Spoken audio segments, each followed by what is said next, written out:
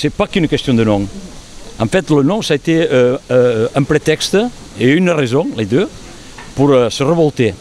Parce que on a été, je pense que le sentiment des gens, c'est un sentiment d'humiliation. Parce que quand on vous enlève le nom, que ce soit le vôtre ou de votre territoire, c'est une humiliation qu'on vous fait. Et vous devez réagir. Et quand vous réagissez, vous posez des questions. Est-ce que demain, en nous rendant un nom, nous rendra un avenir digne pour le pays? Et moi, la réponse, c'est non. Est-ce que demain, avec un nom, il y aura moins de chômage chez nous? La réponse est non. Est-ce qu'on aura une économie meilleure chez nous? La réponse est non. Et les gens qui disent que la région nous donnera des emplois, ben, on croit rêver. Moi, j'ai vu dans les sociétés où les chefs d'entreprise créent des emplois, ils ne demandent pas ni aux institutions ni à l'État de les aider pour créer des emplois. Ils le font d'eux-mêmes. Enfin, je n'ai pas vu jamais les industriels barcelonais ou les chefs d'entreprise barcelonais demander à l'État ou aux institutions qu'on leur donne des frics pour créer des emplois. Au contraire, ils créent des emplois, ils créent des richesses et puis tout le monde progresse. Ici, bon, il faut croire que les entreprises qui défendent tellement notre nouveau nom, ils espèrent avoir des contrats avec la région. Mais bon, la plupart des sociétés chez nous, les gens qui se battent chez nous dans le monde économique, ils rament comme nous tous, ils créent de la richesse, ils travaillent tous les jours, ils sont au contact avec la population, ils se battent vraiment pour notre pays. Et moi je dirais, quel coup de publicité aujourd'hui? Pays catalan, nous avons fait parler des pays catalans partout, comme jamais. S'ils avaient dû payer une campagne de promotion d'une marque, vraiment, est-ce que vous croyez qu'ils auraient réussi à avoir une publicité comme celle que nous avons obtenue? Même aux États-Unis, ils le croient eux? Eh bien on l'a fait. Et on l'a fait parce que tout le peuple catalan, la majorité de la population est derrière nous. Et même je dirais que toute la population est derrière tous nos chefs d'entreprise, parce que tout le monde veut qu'on crée de la richesse et qu'on aille bien. Justement, voilà, d'ailleurs, ce nom pays catalan qui a fédéré, qui restera symbolique, on peut envisager quand même que ce soit le nom de la future collectivité territoriale. Eh bien, évidemment, la collectivité territoriale qu'on doit avoir demain doit s'appeler Pays catalan. Et pas seulement parce qu'on a fait cette campagne de publicité, sinon parce qu'elle représente vraiment notre territoire.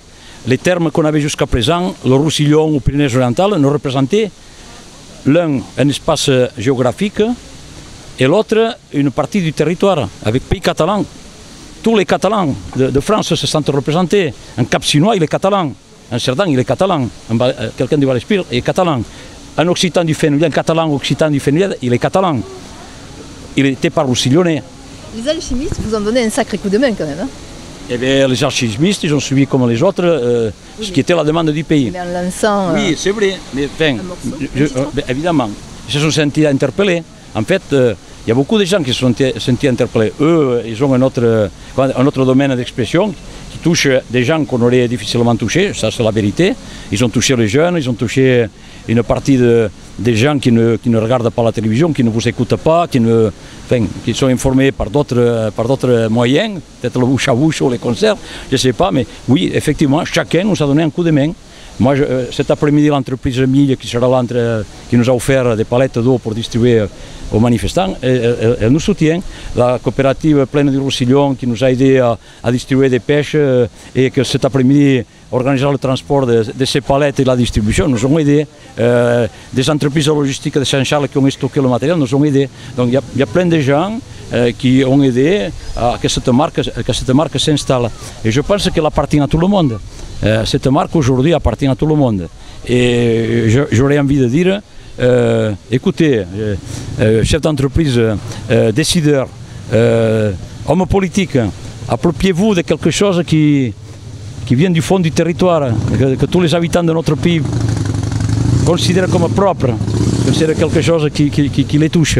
Et en plus, il s'est passé un autre phénomène extraordinaire, à mon point de vue, je le dirai aussi tout à l'heure, c'est que pendant longtemps, on avait pensé que dans notre pays, il y avait deux sortes d'habitants, les Catalans et d'autres qui l'étaient moins, ou des nouveaux arrivants, comme on dit, aux nouveaux Catalans. Et bien là, j'ai découvert qu'on avait un seul peuple, que les gens qui étaient catalans de souche ou d'adoption signaient massivement les pétitions, qui étaient dans les villages en train de distribuer des tracts, qui ramassaient des tracts, qui venaient nous porter qui imprimaient sur leur ordinateur, ils nous portaient des signatures. Et ça, c'est une grande découverte. Donc on a créé notre pays catalan fédérateur. C'est un pays qui n'exclut personne, au contraire, qui additionne. Et on additionne les cultures. Parce que dans un monde au XXIe siècle où on abandonnerait les racines, toutes les racines, c'est un monde vraiment incroyable, un monde inacceptable. Donc nous avons besoin, pour nous développer, pour gérer la solidarité même, nous avons besoin d'avoir des racines, d'avoir des gens enracinés et pas des gens complètement déracinés, parce que quand on est déraciné, c'est là qu'on a des problèmes sociaux et des problèmes plus graves.